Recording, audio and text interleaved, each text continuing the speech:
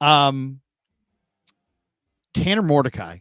Okay, I want to talk about Tanner Mordecai. I know there's people that just can't stand when I talk Tanner Mordecai. No one's sure why yet. I think that's why I'm talking why about are we Tanner Mordecai. why are we allocating time? Why are we allocating Tanner Mordecai time? I asked Clay Kubiak about Mordecai, and as soon as I asked him about him, he lit up. And he's like, Brian Greasy scouted him. I said, tell me a little bit about him. What do you think? What stands out? And he's like, oh, he's really a great competitor. Now that is one of those traits that I love to hear, because that's kind of an all-encompassing thing. You know, if you're a great competitor, you're going to improve because you're competitive. You're going to spend time because you're competitive. You're going to, that competitor is a great compliment. But yeah, Kubiak said, the kid can make all the throws. He's very smart. He's very athletic, and he's a great competitor.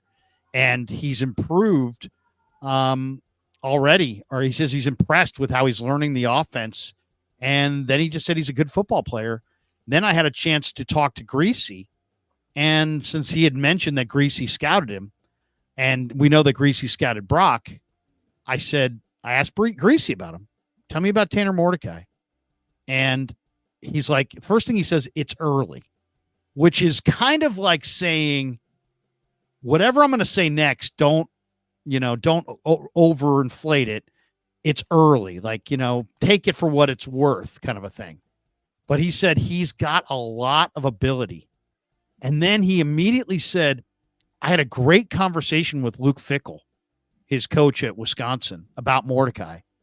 And Fickell told me that if there was one player on his Wisconsin roster that he would stand on the table for, it's Tanner Mordecai. He said the guys loved him. He was an incredible competitor. And even Greasy admitted, hey, the kid's head is swimming mentally right now because there's so many factors. But he said, I'm excited to see what Tanner can do in training camp. He said, that he really played well last year, and that the players really liked playing with him. And, he said you could see that athleticism on tape. So that's all I'll say about Tanner Mordecai. But Greasy says, that Luke Fickell says that the one guy that he would have pounded the table or stood on the table arguing for is Tanner Mordecai. That is an eye-opener to me. That's an eye-opener because Wisconsin had some good players.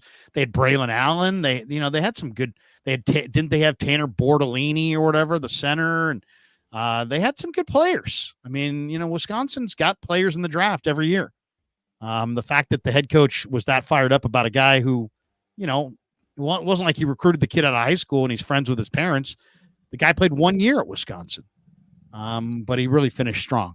So I was encouraged by that, and I'm eager to see. It makes me feel good that when I see something in somebody, and then I ask these coaches, when I get the sense that they see what I see, and then all of a sudden I'm like, hey, okay, yeah, you know what? Maybe I haven't lost a fastball. Maybe I do know a little something about what I'm watching. It would be foolish to write off the fourth quarterback, especially on an organization that just found Brock around the Niners. So it would be foolish of me to mock you for being so obsessed about Tanner Mordecai, because I don't want to be on some this clip in 2 years. It's like, oh God, you guys thought Brock was good. Boy, this Tanner Mordecai guy. What if Tanner Mordecai becomes better than Brock? I heard. What if it's like, Brock was pretty good, but that Mordecai guy really was great. You just kept the seat warm. Wouldn't that be something?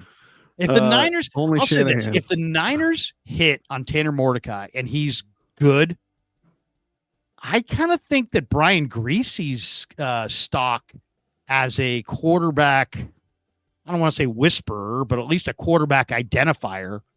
I mean, this is the hardest position in the NFL. First of all, it's the most important position on the team.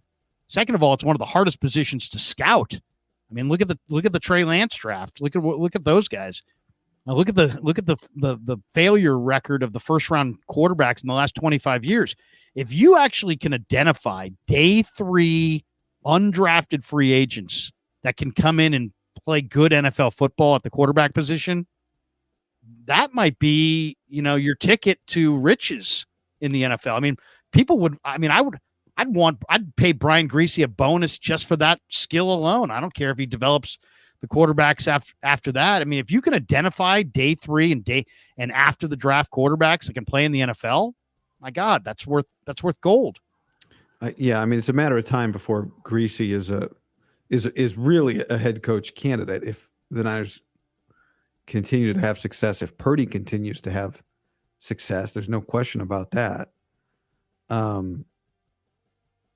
there's no question about it. I think the scouts would tell you, though, yes, it's hard to draft quarterbacks.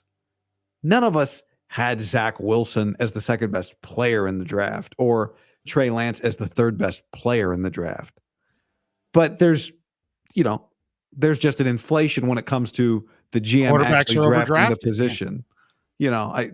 The scouts, everybody knew, the scouts knew how risky those picks were, right?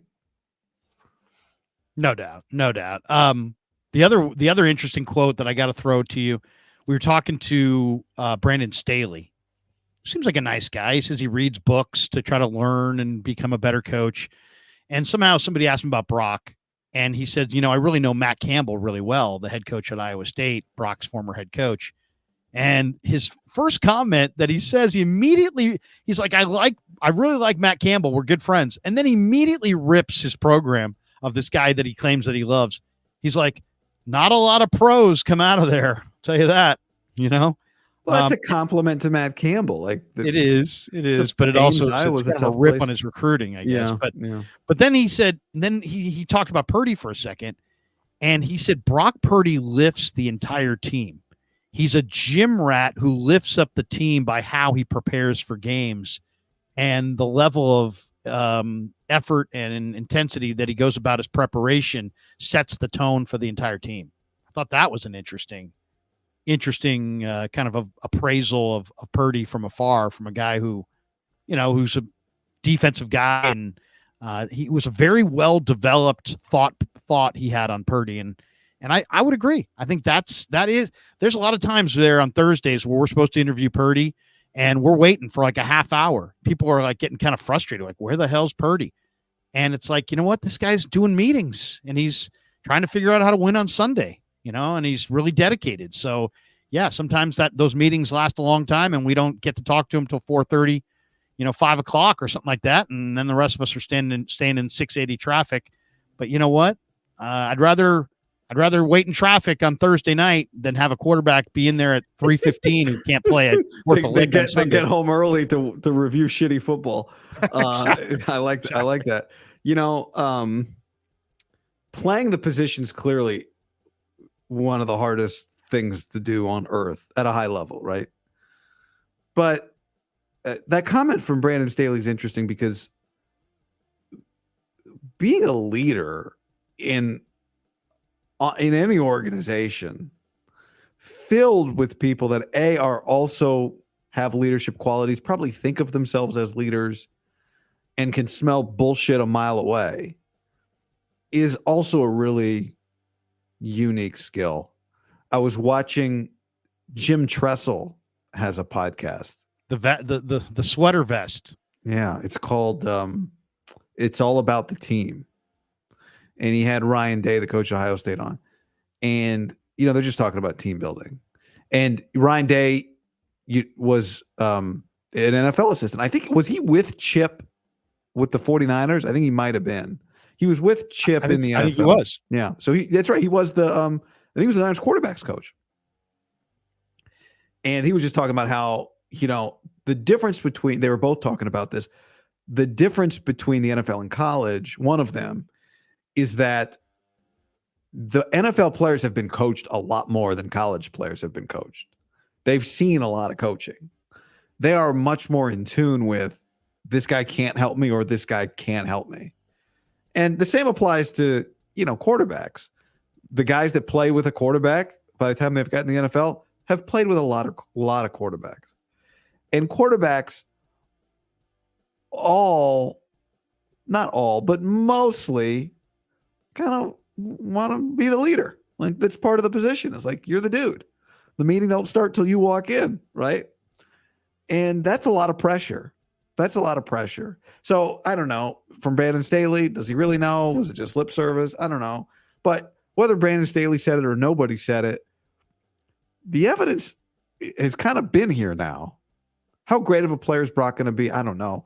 But the evidence is pretty much in on, can Brock handle himself as a leader at the highest level? The answer to that question is yes. And that's, maybe he doesn't get enough credit. Not that he should be getting credit, but that's a pretty tough hurdle to jump. It's not just the performance hurdle. It's the leadership hurdle.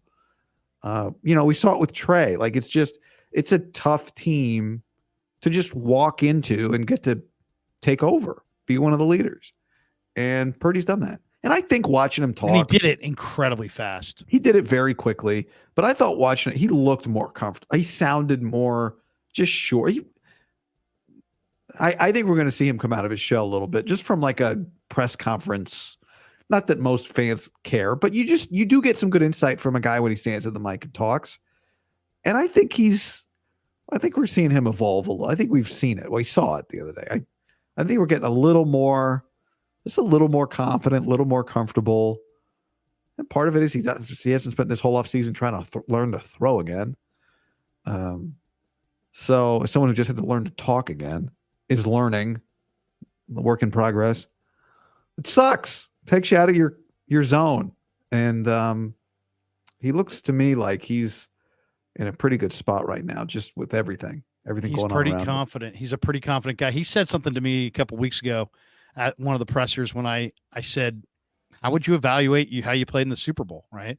And he's like, on one hand, he's, typical Brock. He doesn't defer. He doesn't point the finger at anybody. Zach Wilson, pay attention. He doesn't point the finger at anybody. He owns it. I needed to be better. But then he mixes in one line that tells you this kid's something else. And the line was, when I get in this game again, I'm going to play better. It wasn't like, hey, man, if things are lucky, if somehow I'm fortunate enough to get back to that point, he expects to be in the Super Bowl again. That is, but most young guys do, right? That's what they always say. It's like, I didn't know how lucky I was to play in that game that early. I thought we were going to be in this game every year. Ask Marino in 1985 about that. Fred Warner said it too. Yeah. Fred Warner said that too. But I do like hearing that, because there isn't all a lot of, well, if we're lucky enough, things work right. He's like, when I'm in that game again, I'm going to play better. It's like, not like, hey, and he said it with such confidence, like, I'm going to be in that game again. He's got at his core a real belief in himself